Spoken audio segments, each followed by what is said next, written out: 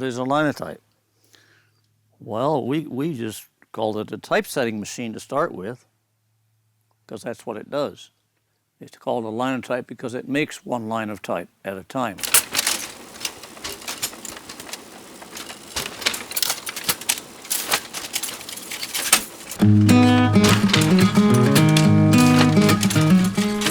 Try to harken it back to those Rube Goldberg contraptions.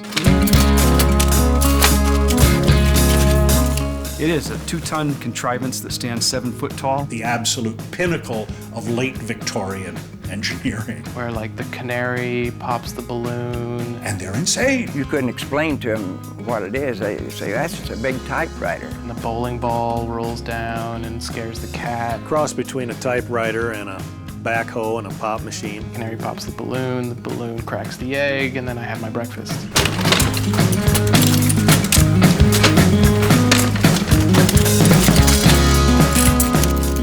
It's terribly complicated. It was invented by a German watchmaker. It has cams and levers. There's just a lot going on. There's belts and pulleys and everything's flying around in circles. It's things that would totally baffle most modern-day mechanics.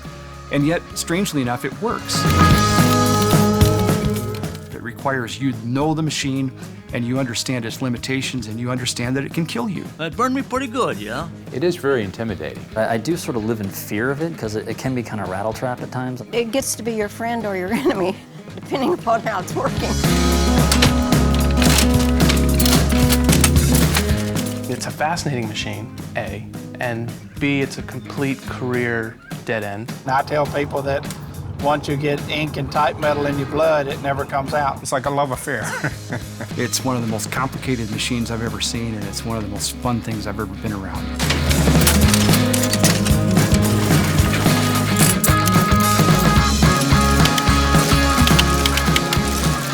The great inventor, Thomas Edison, saw that machine and he says, hey, this is the 8th wonder of the world.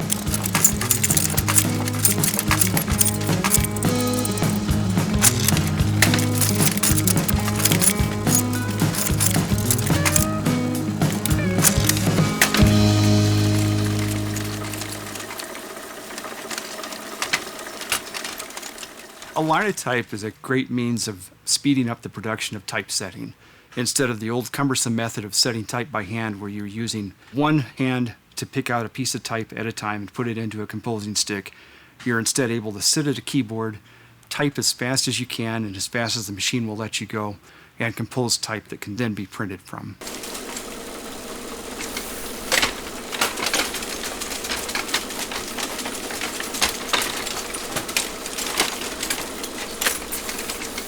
You hear about people picking things up by osmosis. I kind of think that's true because this is a case where I watched and observed, and a lot of what I learned about the linotype I learned from my dad. Oh yes, I taught him. I taught him some of the basics of the printing operation, and you can see he has expanded since then.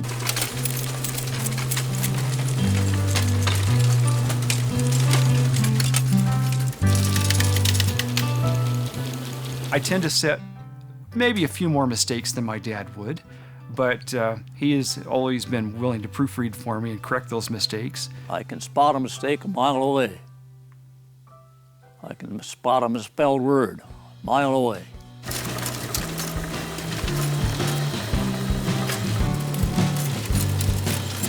It takes a special breed of person to run it. Yeah, I think that I'm that person, just crazy enough to think it's fun and just smart enough to keep it operating.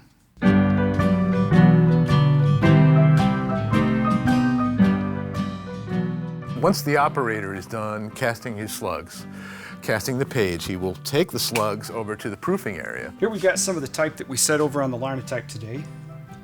I'm going to put it in the bed of the proof press. And the slugs will be locked into the bed of the press here and inked and printed to determine if there are any flaws. Lock it into place with some miscellaneous furniture.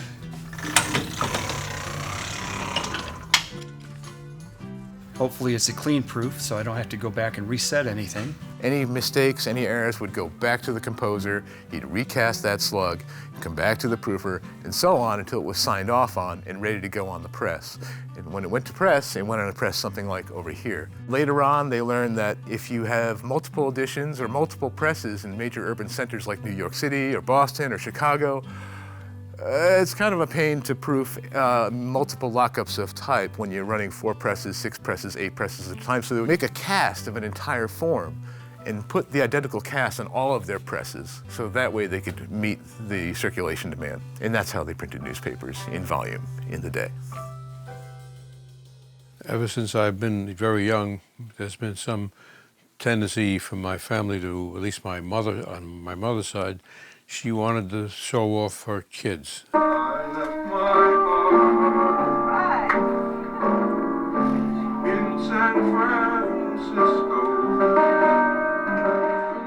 My brother and myself, and we liked to sing and dance around the house, and so we wound up being singers and dancers.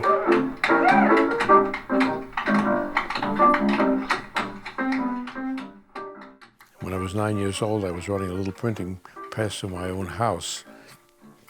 I think my circulation of my newspaper was 20 people, all tenants in the building. I spent 35 years working for the New York Times, and that was my life. And I guess I was just built for that kind of work, as the other people were as well. They didn't think much about it, maybe it was just a night's work to them, but I may be more sensitive, and I could see this was a story every night, the story of our lives, the story of the world's life. The world is being made new for tomorrow. What happened today, you'll find out tomorrow, but we're doing it to get you to that stage.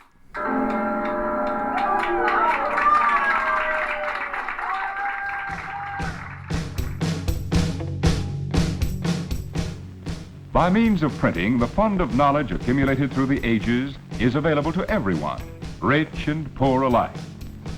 Printing is essential to all education. All the other arts rely on it. Religious movements depend on it. Business could not function without it, nor could government. The only thing available in people in the 1400s, anywhere, was handwritten manuscripts. Books are falling apart as fast as people were reading them, so the scribe was just recreating the book because they were disintegrating. Monks in an abbey writing a Bible for months and months and months for one Bible. And once you wrote a handwritten Bible, which took you 1 or 2 years to produce 1 or 2 Bibles, that's all. You know, you had produced a work of art, but you hadn't produced anything for mass culture or for mass education. A lot of people think that Johannes Gutenberg invented printing, and technically that's not true. People printed for centuries before Gutenberg came along, but they just never very good at it. What Gutenberg did was invent the way to do it, which was the most efficient way. That involved making a press, one not unlike this press here. So all of a sudden came the printing press, and shortly thereafter there were hundreds of printing presses, thousands of printing presses in Europe, and thousands upon thousands of people were getting information. So there's this huge explosion. And people thought probably, my God, how can we possibly absorb more? The next big one was the Linotype. Linotype is the embodiment of a different age. The age when letterpress flowered, when it was in its grandeur. And the problem is very few people know about it. And I still believe that one of my roles in life is to help the memory of the industry.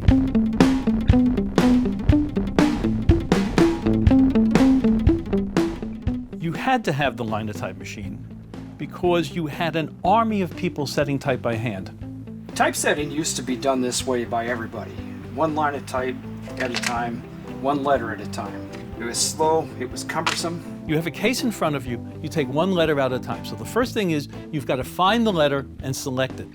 Then you have to assemble it into a line. Then you have to return all that type back into the case. And that was tedious, slow, hard work. If you have a drawer of type and you're making a book and you run out of lowercase e, you got to make more type, or you got to break down pages you've already made. So that's what they call being out of sorts.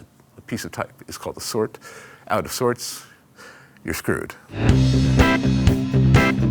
There was money to be made in mechanized typesetting because newspapers had a phenomenal investment in the number of people required to set type by hand. So there had to be some method for mechanization, and that's what they were looking for. And so they began to look at the various processes and try and think of ways of speeding them up. They tried all kind of schemes.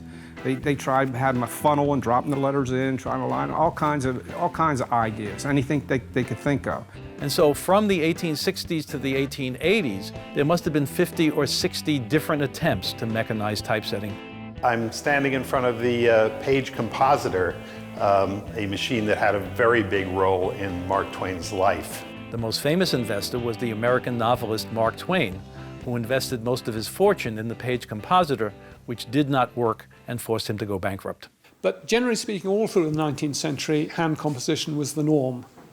And it wasn't until the final years, about the 1880s, 1890s, that serious attempts were made. But none of the people who started down the road to invent a mechanized typesetting machine succeeded. The one success came by accident. It all starts because a stenographer wants to transcribe his notes faster. James Oglethorpe Clephane was a stenographer. He had worked in Lincoln's cabinet, was the fastest and most accurate stenographer of his day. He's so famous because of the fact that he could get his notes done fast and get them to all the lawyers and to the judge. And the way he did that was to use something called a lithostone, a polished stone using lithography, where the image is backwards, and then you could reproduce as many copies as you wanted. And he saw one brilliant way of using the typewriter. Why don't I take the paper, after I type on it, the ink is still wet, I'll turn it over and I'll rub the ink onto the lithostone. So now it's backwards. What a phenomenal idea. The problem is the ink dries at different levels on the paper. So he has the idea, but the typewriter is not going to do it for him. So he finds an engineer named Charles T. Moore. Moore comes up with an idea for a device with a cylinder, a typewriter keyboard, with a ribbon, and instead of doing a page, it does a line. You cut it apart, and then you rub the ink down onto the lithostone. This machine is not quite doing what Clephane wants, so they go to a machine shop called Holland Company, and there they meet a German immigrant, a new American, named Ottmar Mergenthaler.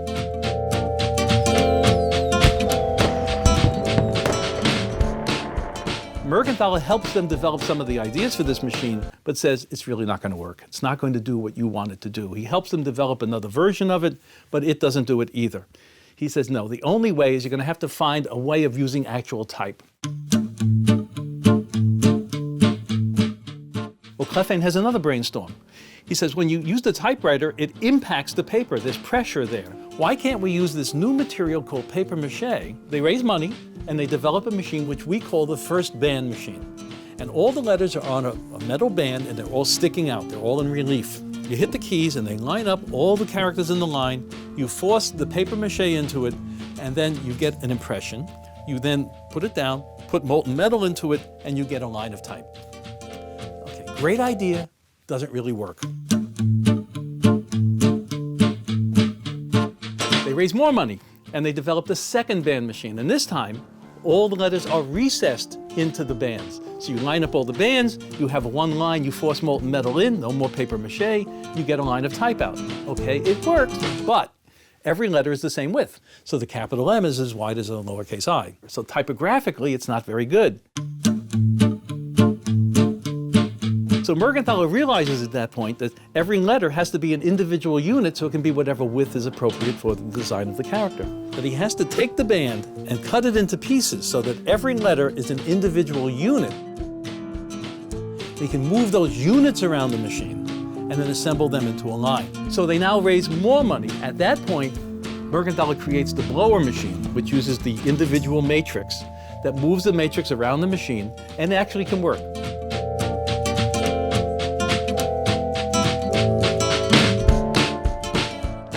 The Linotype machine changed the world, and it all started because a stenographer wanted to transcribe his notes.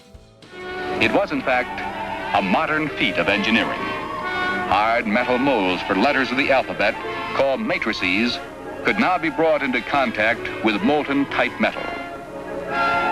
The result? A metal bar of type, a linotype. The inventor's name was Ottmar Mergenthaler. Otto Mergenthaler. Ottmar Mergenthaler. Ottmar Ludwig Mergenthaler. The TH is not pronounced, it's just Mergenthaler.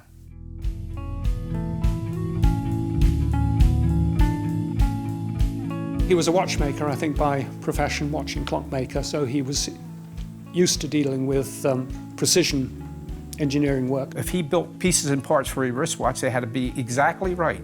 You couldn't have them a little too big, a little too small. You're not going to keep time that way. He takes night courses in electricity and mechanics and starts to realize that he's going to be drafted into the Prussian army. He did not want that to happen. His parents didn't want that to happen.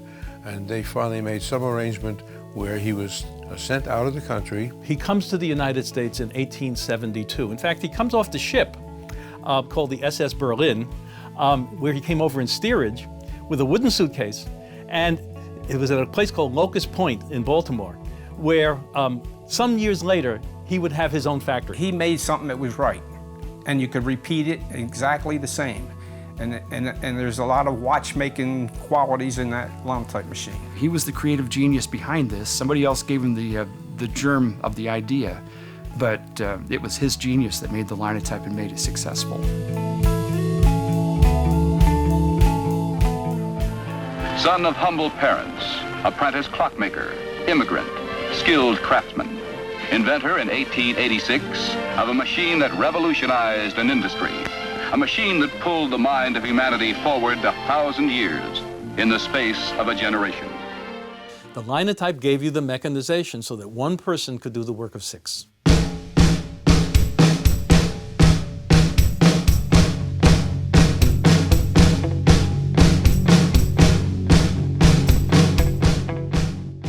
It could set type 6 times faster than a man could, and you didn't have to throw the type back into a type case when you were finished. The hand compositors, the typesetters, when they heard, oh, there's a machine going to come and replace you, they started to worry, I'm sure, because they thought, oh, we're going to be out of a job. But no such thing. Because the Linotype was such an effective device and it replaced all these people, within a decade after the Linotype, they were up to the same number of people they had with handset type.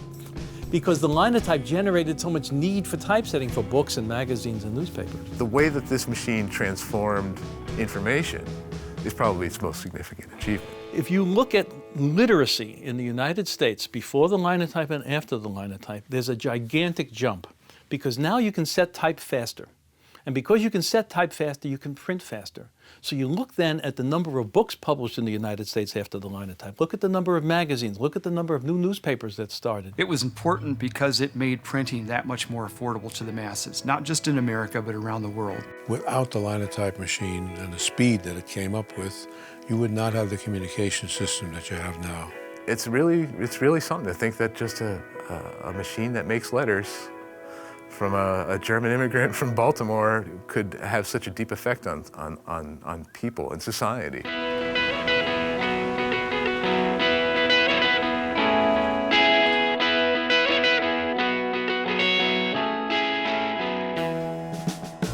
I'm Davin Kunze. I'm 34 years old. I'm a Linotype operator. I have people come in to see the shop. We have students come in from schools all the time, and they're in awe. They have no idea what this thing is or how it works, and I show them how the type is distributed back into the magazines, and it's magic. I like the fact that it's old. I like the fact that the way it works. It's not like a computer that I look at and I don't understand how the circuit boards are, making stuff do what it does. I'm incredibly happy that I know how it works. It's very impressive to the women. The operations necessary to produce a slug or line of type are divided into 3 groups: composition of the matrix line, casting of the slug, distribution of the matrices. The operator, depressing the keys, releases matrices from the magazine channel. The matrices are delivered to the assembling elevator in the correct sequence. Here's a close-up of some mats. You can see the letter that has been punched or engraved into which the molten type metal is going to be injected. The line of matrices is sent to the casting unit. Against the opening of this mold, the mat will fit perfectly. The plunger injects the molten type metal into the mold. The slug is ejected into the galley. At the same time, the matrices are transferred to the second elevator and raised to the distributor. Here, they are returned to their respective channels in the magazine.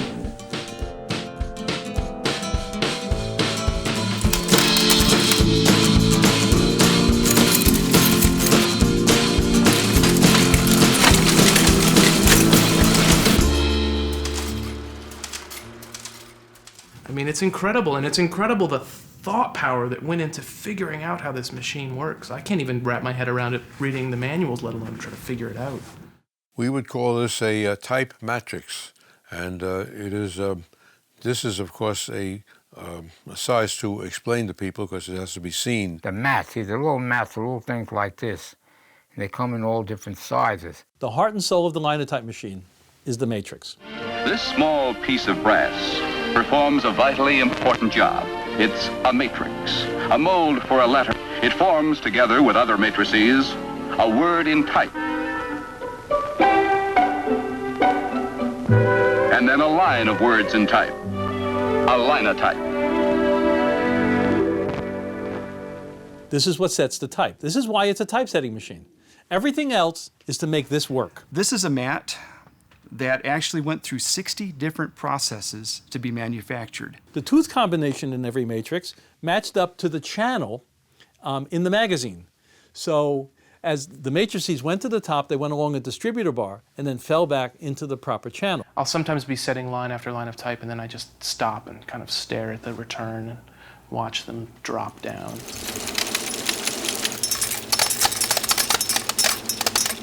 And then realize I'm supposed to be doing work. A steel wedge known as a spaceband is assembled between one word and the next. At one point, when the line goes over to be cast, it forces the wedge up, and as it goes up, it expands the space between the words, justifying everything to the left and right-hand margin. Strange keyboard, if you don't know anything about the keyboard, has 90 keys on it. It starts out with the most used letter, which is a lowercase e, and it goes E, T, A, O, I, N, S, H, R, D, L, U, C, M, F, W, Y, P, V, B, G, K, Q, J, X, Z.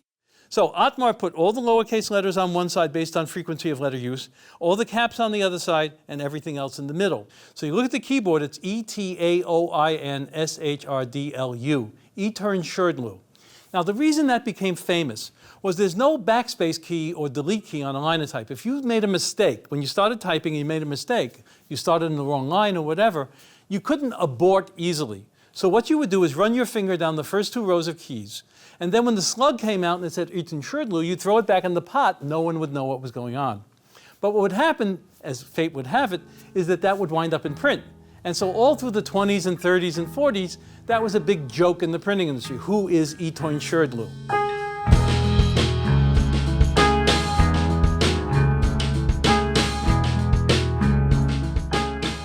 The Linotype machine was important on several aspects. On the most important of all of them is its contribution to journalism. Because whether things are looking nice or not, the ability to have a newspaper coming out every day is non-negotiable.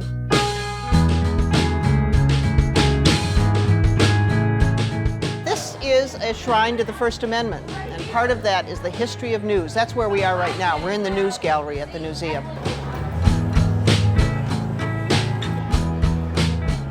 Right behind me, you'll see things from front pages from 1940 to 1945. We're seeing all of World War II right here. And every one of these papers was set with a Linotype machine by a guy, probably in a very hot room, really squinting to get every single word right. So Linotype was able to take the words of a few people and make them available for a larger audience because it made newspaper production possible. It's this machine that made it possible for newspapers to print 2, sometimes even 3 editions a day. The newspapers went from 8 pages to 48 pages, like almost overnight. The cost of newspapers was driven down. It used to be a dime and a nickel a piece. Pretty soon you saw the New York papers selling for a penny a piece. You can take longer stories, you can take more stories, you can print more often, you can print faster. They had to have content that would attract readers. Therefore, the stories became more salacious, the headlines became larger. If it involved a murder or sex or gambling, it was sure to draw readers in. Even today, with the gossip channel, TMZ.com, Twitter, they got to know now the latest joke, the latest have you seen it, the latest web video, viral or what have you.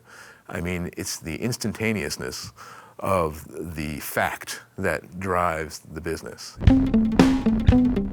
The need to read, which stirs the very souls of men, is more evident in the present era of progress than ever before. Publishers, bookstores, and newsstands pour out thousands of books, magazines, and newspapers every day to inform, instruct, and amuse. The greater part of these printed materials are made possible by various types of mechanical typesetting. Machines which set type up in line, cast from molten metal, first introduced at the close of the last century, are now the most widely used. Linotype was one of the most profitable companies you can possibly imagine. Newspapers had to buy machines, they had to buy new fonts, they had to buy mats that wore out, they had to buy parts for the machine, they had to buy service for the machine where it was necessary. The Linotype company was a cash cow.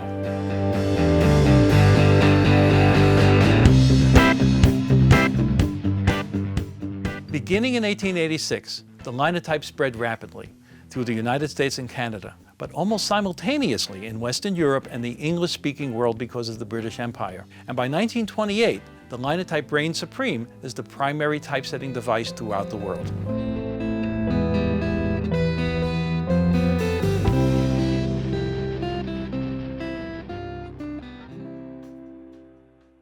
But Mergenthaler's biggest problem is he can't stop inventing. He keeps improving the machine. He keeps coming up with new ideas, and the problem is the investors want to be able to ship machines and make money from them.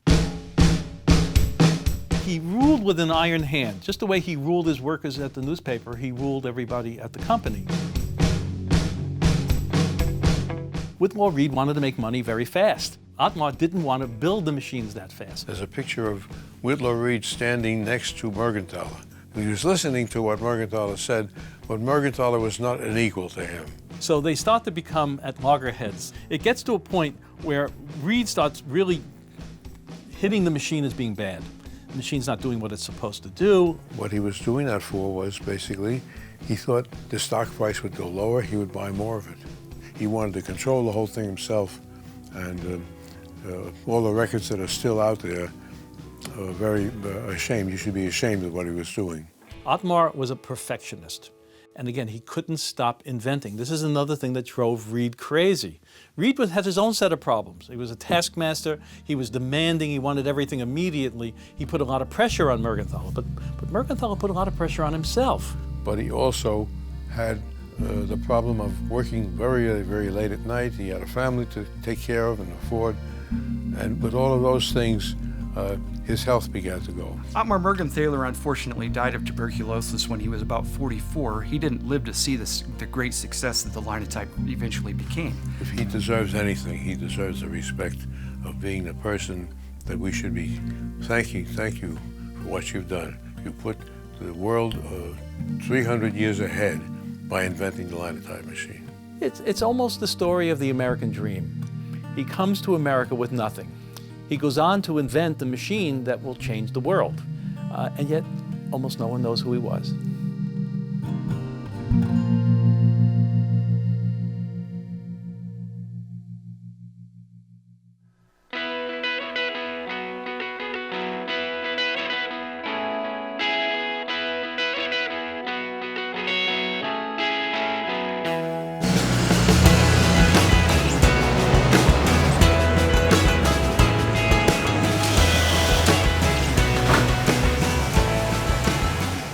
That's the first question people ask me when they find out I'm the public printer. They want to know if I print money, and I say no. And then they say, well, can you get me my passport?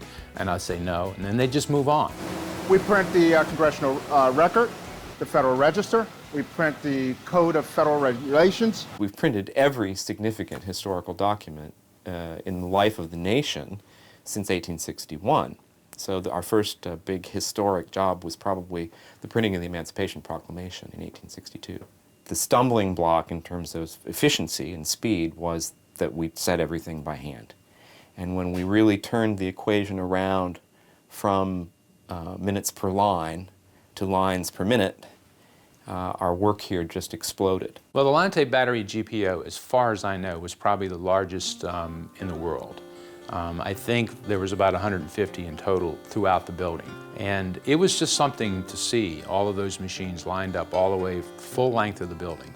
And the noise was pretty loud, all those machines running at one time, pinging away, and men shouting and moving around. And it was almost like a ballet of machinery and men moving around, trying to get this thing done, because every night the record, had to get out.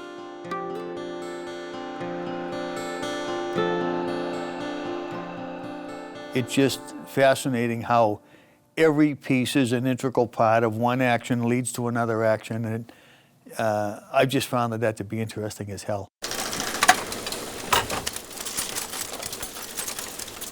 I was a Linotype machinist. I repaired them.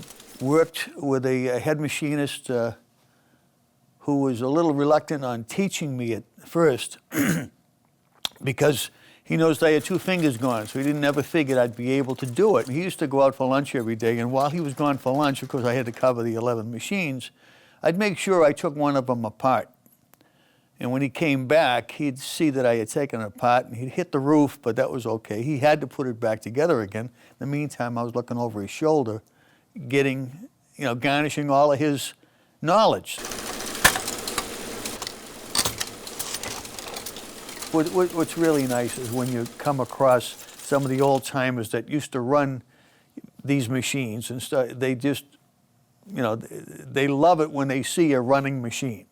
They'll be out in the vestibule there or in the hallway, and you hear the click, click, click, click, click, and all of a sudden they're attracted like mice to cheese, okay, coming in the door because they hear that sound. You've got the clink of the matrices as they fall down into the assembling tray. You've got the sounds of the mold disc being pushed up against it. You've got all 13 cams spinning at the same time. You're adding all of these different sounds to the whirring sound that's been going, reassuring you that the machine is on and that it's working right. The whir, and you hear just a little tap noise. Click, click, there's a clink, which is the space band. Click. The elevator moves down, you hear it go clink, and then you hear the sound of a shh, and then that last line comes out and goes clunk and drops in place. And then that's followed by the cascade of mats as they fall back down into the distributor, down into the magazine. And you hear that brass against brass sound as the mats hit each other. You'd hear clink, clink, clink, clink, clink, clink, clink, clink, clink, wherever that mat was going to drop. It's just a cacophony of sound. But it's in its own a Linotype symphony.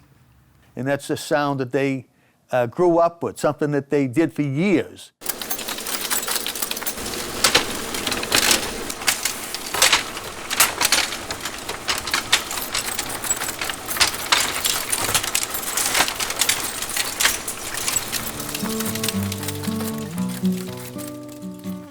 If your mouth keeps your hands from working, keep it shut. So that's a pretty good motto. These people that ran them were really irreplaceable. I mean, you just couldn't put anybody down at a machine and say, you do this. It took several years to really become a decent printer at a Linotype machine, and really many, many more years to become really a good operator. Linotype compositors were the preeminent laborers of their day. This wasn't just a job. This whole thing in this newspaper age, it was a calling. It was something bigger. They were the artists. They were the people that created this wonderful, beautiful typography that we try and emulate today digitally. The people who operated them were talented, artistic people posing as industrial types in dirty coveralls, They saved you from making stupid errors, especially those guys the compositors really saved you from making stupid errors from upstairs. And sometimes the guys in composing would find an error in the story while they were putting it in and say, did you mean to say he was guilty? Because everything in this seems to say he's not guilty.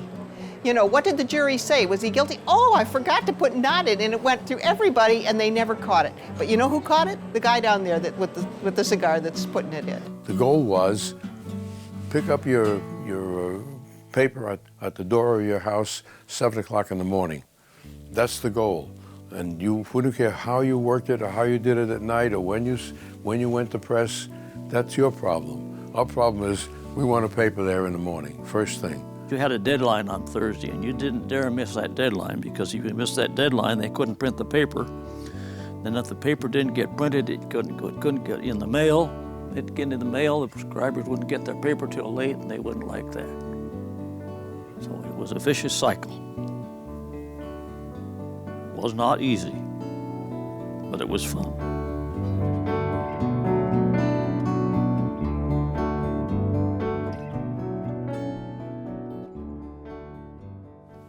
I was sitting there at my machine doing some classified advertising, I guess, and along came some people. I could see them from a distance. The foreman of the composing room then came over to me, and he said, "Carl," he says, "we have some visitors." He brought all the people over, and then there was this woman, and he says, "Oh yes," he says, "and this is Marilyn Monroe." He could have knocked me out of my chair if he wanted to, but I took the shock. I said, "Okay, Marilyn Monroe and anybody else, you still all have to learn something about the machine at once." And I set up a linotype in her name. I said it in boldface, so I know she would like that. And I gave it to her, and I said, "This is your name on the piece." And she looked at it, and everybody else was looking at it and looking at me, I guess. And she said, "Thank you very much." And she kissed me on top of my head, because I'm sitting down here, and she's standing over me. And I said to myself, there goes the day. That's all they're going to talk about now today is my head.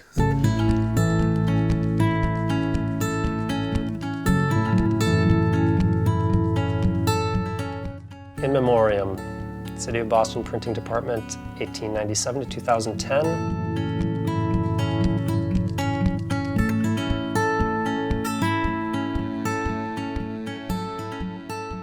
All right, good morning, ladies and gentlemen. Welcome to the City of Boston Graphics Art Printing Equipment Auction. Today we're going to be auctioning off the assets of the printing department. All right, here we go. Lot 101, the Heidelberg 4-color Perfector. And how much? Let's start off at about $20,000. $20,000 to get it going. $20,000 on bidder, now $22,500. Any interest in the Linotype machine? $500 in the Linotype? $500 quickly? Couple $100? Any interest at all? Any interest in the Linotype? $100. $164, $100. $10. 10, not 20. 10, not 20, not $20. 10 are now 20. 10, not 20, not 20. This action is killing me. I'm here attempting to and successfully acquiring a Linotype machine for the museum in Waltham. $10 now 20? Any 10, 20? You want them both? You're going to take both of them, right? Take both. Take them both. I think I spent $10 for a machine. Whether I bought one machine or two machines is a matter of conjecture. This gentleman is from one of the museums. I want you to go visit the equipment. They were sold for $10 to the Museum of Industry and Innovation out in Waltham, Mass. And so they are going to be setting up some sort of demonstration to show people how Linotypes work. Thank you very much. I appreciate it. Very much. Good luck. You'll enjoy these. I'm gonna need it. All right. Now, 166. I know what the machine does and I know why it does it. As far as the operation and maintenance, I'm very much in the dark on that, but I guess I'm going to have to learn.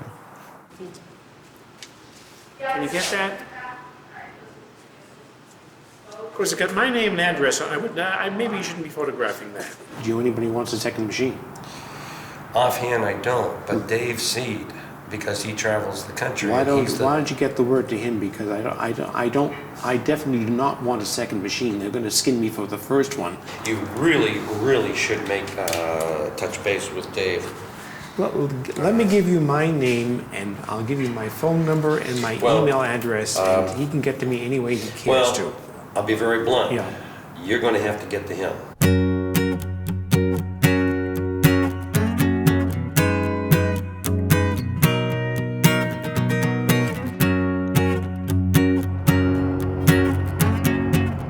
I'd say since '95, I've probably worn out 4 vehicles and over 1 million miles, I would say. Beth and I will get in our vehicle and we'll start in Tennessee and we'll make a whole circuit of the West Coast or the East Coast and might work on anywhere from 20 to 100 jobs. We want to teach everybody in their own print shop how to take care of their own equipment, because there is nobody else that's going to travel like we do. It's good that we both get along with each other fairly well. Otherwise, I'd be hanging outside the window sometimes.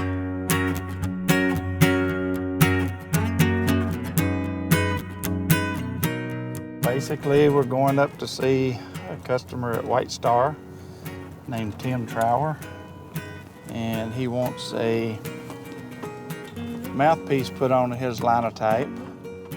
I went ahead and dug out screws. Your choice of mouthpieces.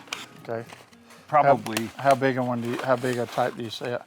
These are not mouthpiece screws. Oh, nope. This is F65. That's mole screws. I don't see any mouthpiece screws in there. Okay. Let's go to the second location. Looking for F2791 is the part number. Okay, 308 is the gas equivalent. When I look at the part, sometimes I know the number, sometimes I don't. There's a spring down there on the lift that's a BB479. The rubber rollers are part number H2601 for the smooth one. The keys are H74, sometimes they go bad. Plungers an F898. What we're going to replace is this piece right here. It's called the mouthpiece. That's the old used one. This is the brand new one we're going to be putting on. To run the machine, the puppy dog tail needs to be up. Now we're going to partially cycle the machine. We'll stop it right there. The mold slide will come all the way out of the machine. One of the things, if this throat is dirty, you'll get bad slugs. They won't look good, they won't fill up. I've seen him work on a machine on a project that would have me literally cursing and tearing my hair out, and he breaks a sweat, and that's about it. This is a throat saw for a Linotype. You want to saw on the way out, so you're pulling the dirt out with you. You don't want to push the dirt back in. Yep. Good flow. What I just did was I pushed the plunger down again so that the metal would squirt out all the holes, and you could see if you had a good flow to every hole and a good stream, and it looks like we had plenty of stream, plenty of pressure on all holes, so looks like we're good right here. Squirt number 2. Well, what I like about Dave is that he shows you all of his secrets. He is a great teacher. He wants you to learn what he's doing so that the next time you have a problem and he's in England on a service trip or in New England, you can take care of it yourself.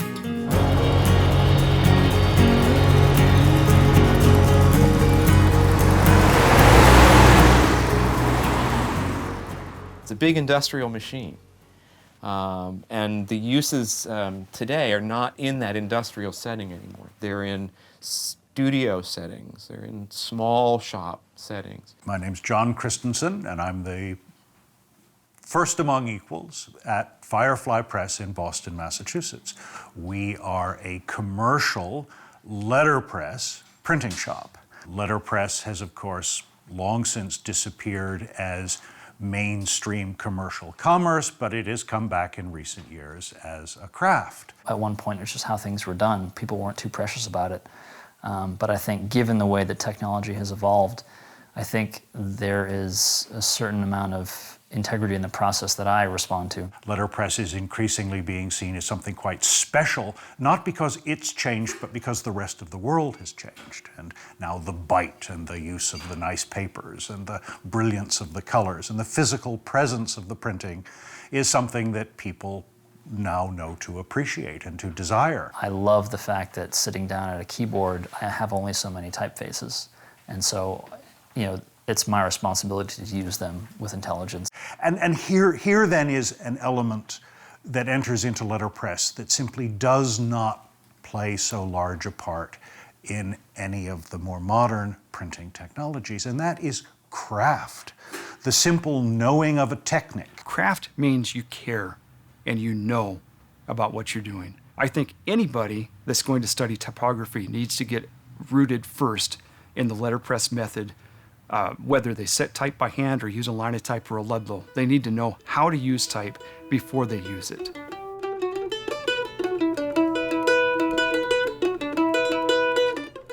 I had a romantic notion of letterpress when I was a young fellow and began collecting the stuff because I never had much of a budget to work with, and the stuff was all free.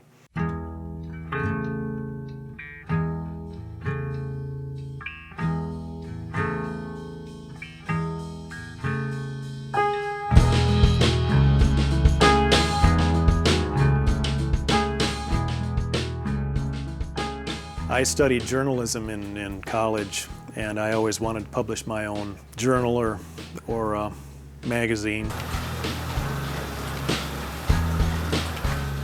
The almanac tackles a lot of land issues, environmental things, sort of the cultural health of the state.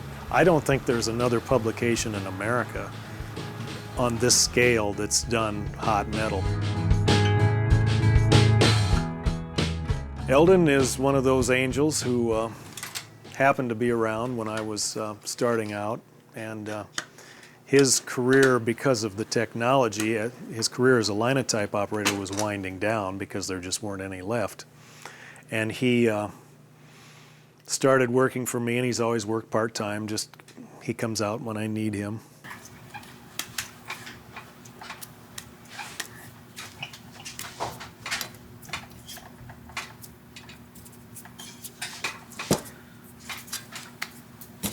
There would have been no Wapsipinicon Almanac, at least in its current incarnation, without Eldon. One of the reasons that newspapers like to employ deaf people is because they weren't bothered by the noisy working conditions. And yet, strangely enough, even though they couldn't hear the machine, they could sense what was going wrong with the machine and were able to respond to it just about as quickly as a hearing person.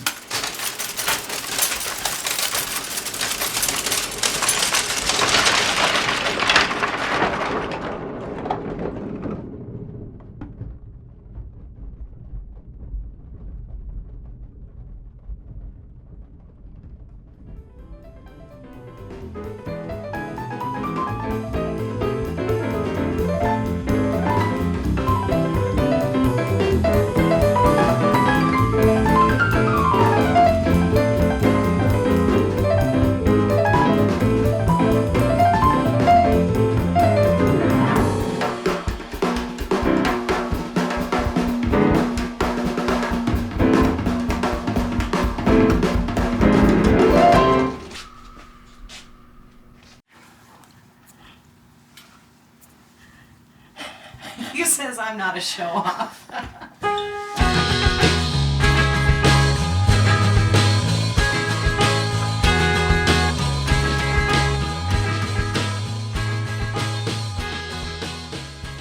It's very easy to go into a lot of print shops and see hand printers working. Very few of them have the experience of seeing a full working Linotype machine that we have here with our Linotype operator, Mr. Ray Loomis, who comes here every Saturday as a volunteer.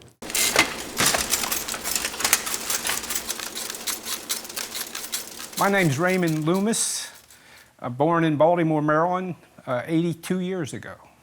So I've been around a while. Our machine is 75 years old, and it still runs, and it runs well. It was well maintained over its lifetime, and we try to keep it running too. When I was working by myself, which is a bad thing on a machine like that, be by yourself, and I was checking to see if the blower, coolant blower was on. And I put my hand down, and the machine came back on my hands and held it. I turned it off quick enough since I felt it, but I was stuck. I couldn't move, I couldn't reach anything. I didn't know what to do. And then I thought the only thing I can really do is to pull that advance lever and let it go do its thing. And I did, and I pulled it and squinted, and it backed right off. It didn't come any further than my fingers were already caught. And they were black and blue for a while. There was 2 or 3 of those fingers there. Operating a Linotype can be a little frightening. You don't hurry on the Linotype. You clear your head before you start, and you can't be thinking about a lot of other things. There's a lot going on, a lot you have to watch for. This is all pre-idiot proof, all pre-OSHA equipment. The assumption was you knew what you were doing. There's so many moving parts, and there's metal that's 550 some odd degrees that could explode on me at any minute. There's something we call a squirt. Lead will squirt out, and you're used to, when you hear a certain sound, you shove back. That meant that there was something wrong in the setting line, where there was a gap of space. That space was going to be filled with hot metal, and it was going to come at you. And when lead comes out of that thing, it's got to be right on the button. You get so attuned to the machine that you can hear it getting ready to squirt. And if you're good, you can get out of the way. Otherwise, you get a pant leg full of metal. But then a lot of times I'd jump out of the chair before I would, while I was casting, just in case I didn't do it right. I saved my first squirt. I have it somewhere. I'm not sure where it is.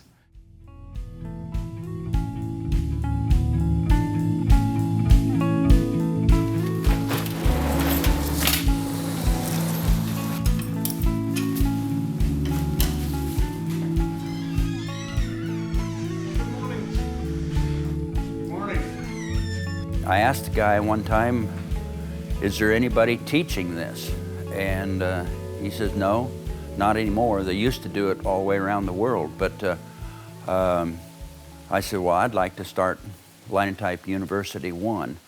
And pretty good idea. If you read the word that says Linotype University, you're thinking of a campus with big buildings or something. Well, yeah, that's not the printing business. This is Linotype University 8 class. This is where people come to the United States, to Denmark, Iowa, to learn how to operate a linotype. I probably learned more about the machine this week than I ever had in the 15 years or so that I operated the machine.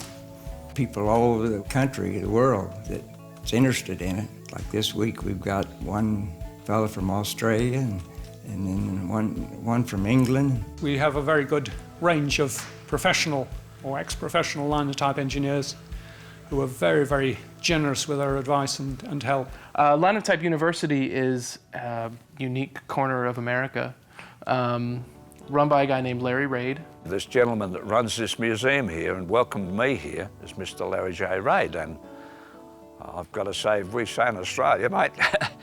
Good on you, mate. And he, from what I could gather, is just a fanatic for the machine and taught himself how to use it. His two passions are vastly different, linotype machines and locomotives. The train, it's a Davenport locomotive, an 060 diesel mechanical with a Cat V8 engine in. I rebuilt 6 miles of railroad track with that Ford 8 in, had a little boom on the back. I mean, he bought a train and laid track for it, and I mean, who does that kind of thing? Larry's a collector. It's very hard for him to part with anything, as you can see. Most of the places that have them are museums, and if they have one linotype, they don't need 2 of them. If they have one printing press, they don't need a 3rd or 4th or 5th one. And I'm not that way. These are a couple linotype, intertype that I'm using for parts. And as we go down, there's another linotype over this way. I've just been a collector, and I just keep collecting and keep collecting. And now I've got something over 90 of them altogether. What some people don't understand about Larry is his dad owned a junkyard. And so Larry grew up in a junkyard. So having machines sitting outside or rusting or whatever doesn't surprise Larry. Larry, oh yeah, we'll get that running. Oh, we'll fix that. And so it's just sitting there waiting to be restored again. Because to Larry, nothing is ruined. It's all still good. It's metal. It'll fix. I've also encountered people that sort of belittle the whole program, and I can see why. He's not classically trained. He wasn't trained by Linotype to do this. But in his own way, he's a total genius. There's so many people that have called and said, well, Larry Raid says call you, or Larry Raid says this, or Larry says that. And it's because Larry's excited, other people get excited too. He's the kind of prophet that I think this sort of thing needs, this gospel, if you will, needs, is somebody who's passionate and maybe a little bit crazy. You need that, I think.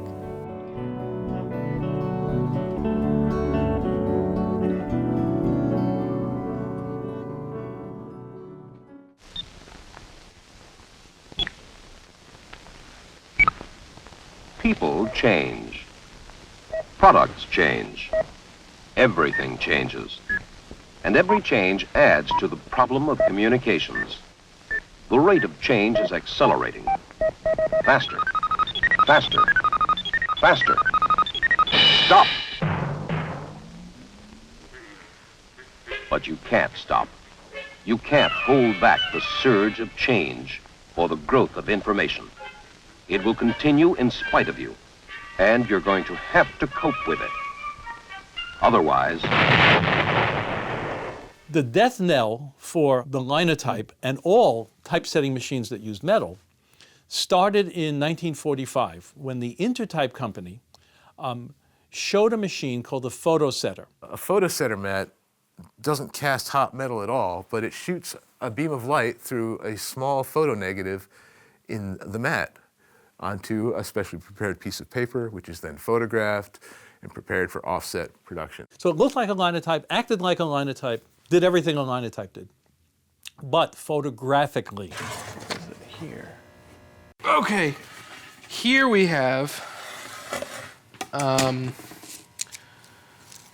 I don't know if you can get in on that. It's from the New York Times. It's the last standing type as Times went from hot metal to cold metal type. But I believe this is a page of the obituaries, which is kind of sad, isn't it? In one way, you felt sadness. You had to, because you knew it was coming eventually, like a dying patient.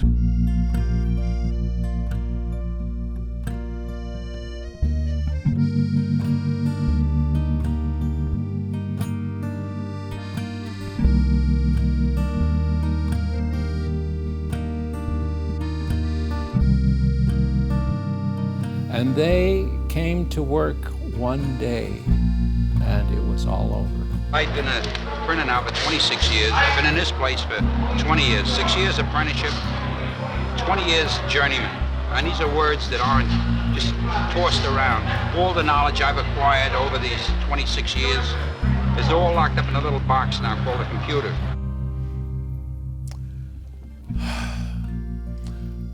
I had some guys around me, and we poured a couple of glasses out, and we said, to yesterday.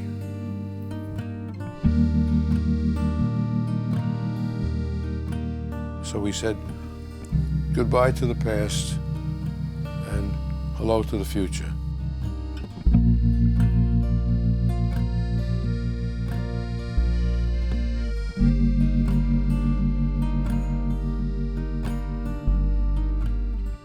We had these machines on the back of a big truck, a dump truck, and I stopped at a junkyard, a salvage yard, and I just turned my head and pulled this lever, and it slid, those machines slid off.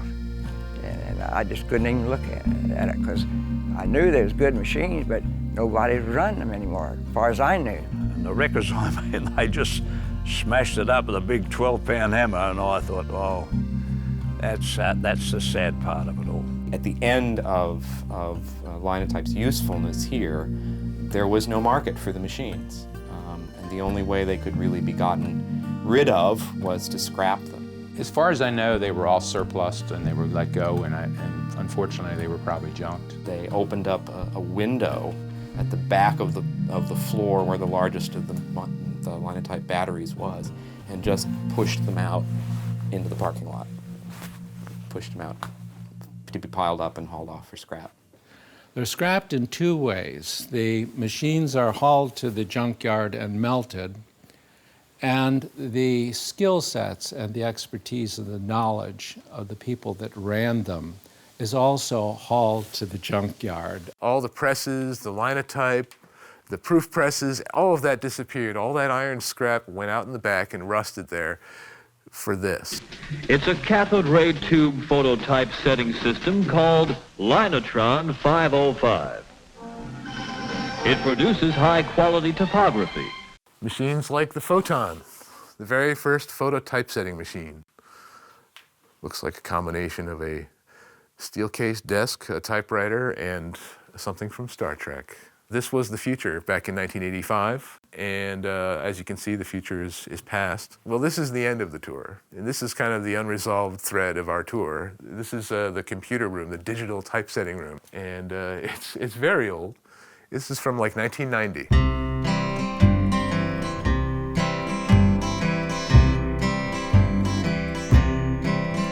Farewell, farewell, Antoine Churtlou. The best years of my life I've spent with you. Now our printing days are at an end. You've set your final type, my friend. Computers are the thing that finished you. This is what the Linotype company looked like in Brooklyn. At one time, two square blocks were the factory. One square block was where they made the machines, the other square block was the headquarters and the matrix manufacturing. It's now a storage facility for some moving company. It's very sad. You've got to go. No more hot lead. The type we love to set, that way is dead. Computers and cathode tubes replaced us, but by God, they'll not erase us, 'cause we taught them everything they know. When Mergenthaler moved out of the old Grierson Street building, I walked through the building with the old building supervisor, and I found a few things, including this rather nice sign.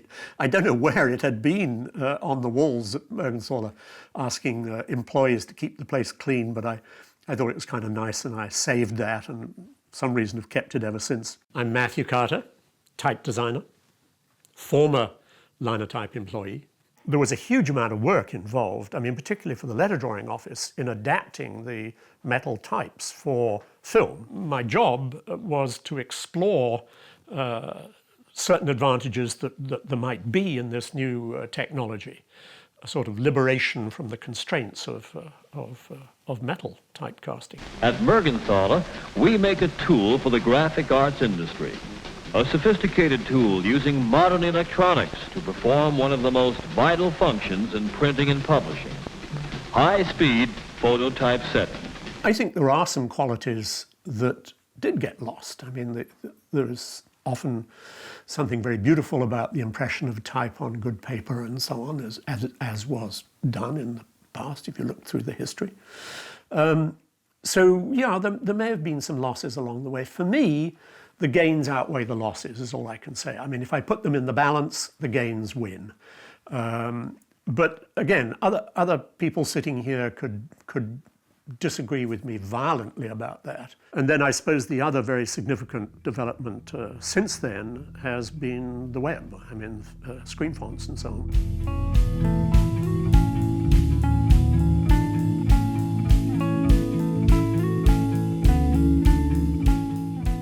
The Linotype GmbH has taken over is the responsibility for the typefaces, but not for the mechanical parts. So we have sometimes customers asking here for spare parts or whatever to the machine. We have no material and we have no solution for that. Linotype of today, the current company, has no relationship at all with the Linotype machine. The machine is no longer in use or whatever. And the other Linotype machines which Linotype has developed also disappear from the market. But what we see is the heritage to continue with our typefaces. The Linotype machine had a really good contribution to type design.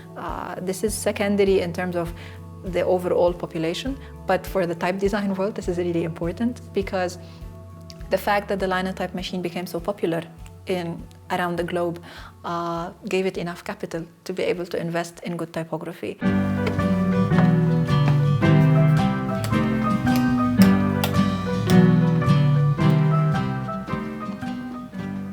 Here you have one of the most amazing archives that anyone has ever known about. It is every drawing for every glyph or character or symbol that was ever made into a matrix for the Linotype machine. This is a 9-point Caslon Old Face Italic, and here you can see the drawings for the Italic A in Caslon. They did alternate characters as well, so here's a beautiful Cap A with a swash on it. This is an example of a drawing of the kind that was made at Linotype for many decades for metal type. It wasn't just sort of this nuts and bolts, let's get black stuff down on white paper and that's all that was necessary. Linotype and Monotype were committed to fine typography. As you go through here, you actually see the history of typography. Here's Century Schoolbook. Right now in front of me, I've got Cloister, I've got Garamond, Memphis. Memphis is a square serif. Here's Devanagari. That's the first font I ever worked on, by the way. I mean, when we talk about typefaces, everybody knows the canon of the Linotype typefaces, you know, but they never really think about where they came from or how they came to be. Here's Primer, which was used for textbooks. Metro Light, which was very popular for newspapers for display advertising. Opticon, which was one of the newspaper typefaces. This is very interesting. Here's Bengali Bold. So again, to sell a machine or machines in India, they had to create a font for the Bengali dialect. Even when the Linotype machine is not there, its legacy continues because it made possible for us to have these typefaces, and we still use them today. And that's amazing to me, that the designs are so strong for this machine that they've transcended the transition into a digital face.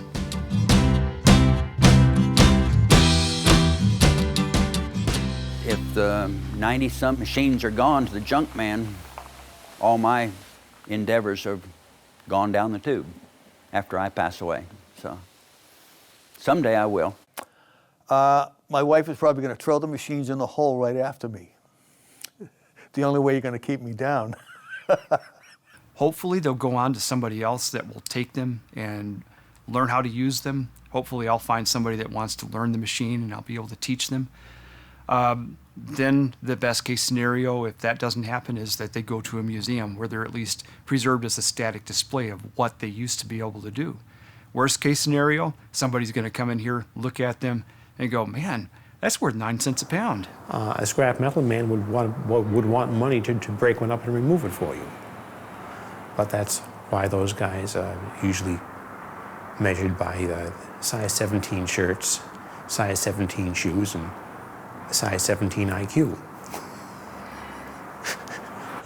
They weigh about 4,000 pounds, so I think scrap's going right off 280 a ton in this area, someone told me today. So, you know, 560 total value if you took it to the scrapyard. It is a damn shame that so much is being pushed out of you know, the back of factories, you know, just crashing to the ground or being broken up. Most Linotypes got thrown out. My dad said he's probably thrown out 1,000 Linotypes in the scrap because they have no use for them. That should give a sense of urgency to the maintenance and the salvaging of the stuff that's already out there. There's just too many. It's like you'd like to save some, but it's too many. You have to do something with it. It would cost me maybe $4,000 or $5,000 to get it operating again. We've offered the machine to a number of museums. Most museums already have a Linotype, but they too are just sitting there. They're not doing anything. Most of these machines now are headed for salvage yards, and I wish it were otherwise.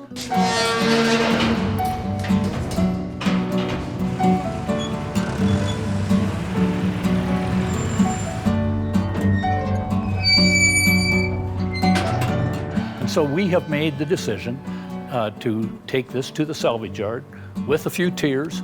It's not what I really prefer to do.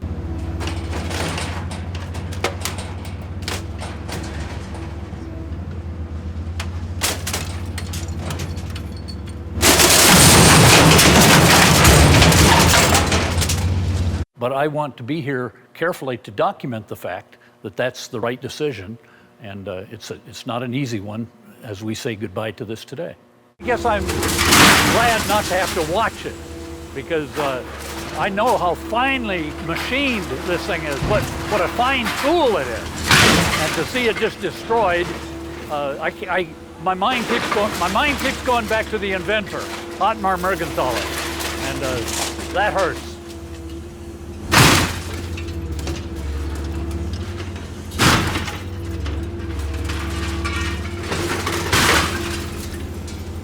Well, that's pretty devastating, but it also shows you the durability of the machine.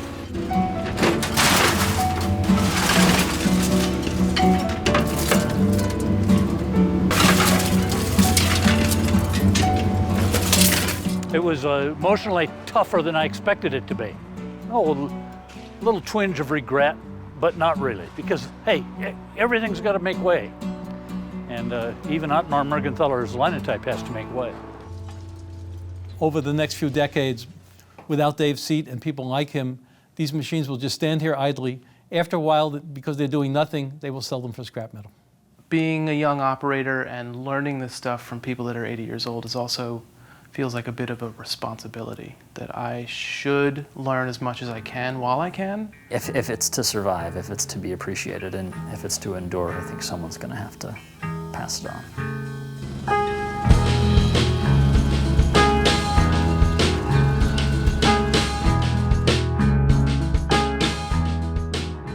The machines themselves were put up at auction in Boston.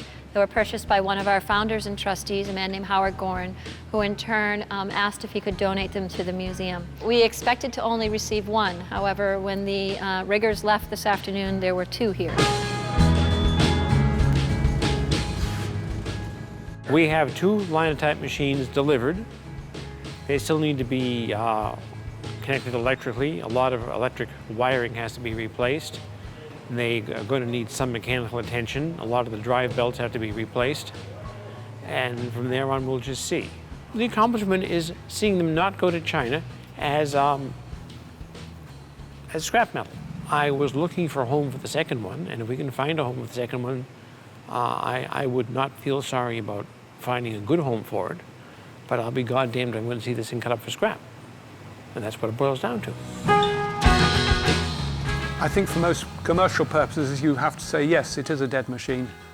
You can do it all much more quickly in other ways. On the other hand, I think it's not a dead machine in that there are enthusiasts around, and I hope there will continue to be enthusiasts who find them sufficiently interesting. Anything that I get into that's new is going to be obsolete soon, so why not get something that's already obsolete and make the best of it? It's a closed system. It has become what it will now always be, so that though there's a lot to learn, one lifetime isn't enough, at least the technology stands still for you. Somebody had to say something what the future was like and who was being affected by it. So I said, I'll take the voice of the Linotype machine, and I'll be the poet. This Ottmar Mergenthaler chap, the Linotype he did unwrap, created quite an awful flap within the marketplace. Type foundries trembled, then they went under. Printers' jobs were rent asunder. Investors' bellies blew rotunda, and Linotype replaced the case. Books and papers multiplied in an ever-growing tide, making wings for thoughts to ride up to outer space. Now Linotype has said farewell. Right there. Computer type it did foretell, but it let out one final yell. I've served the human race. That's it.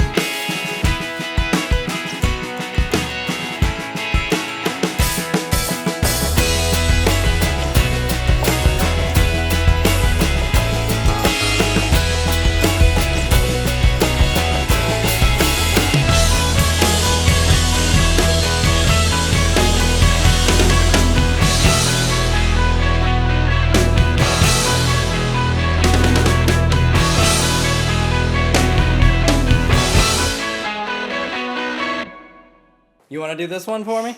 Oh, yeah. All right. Take 4.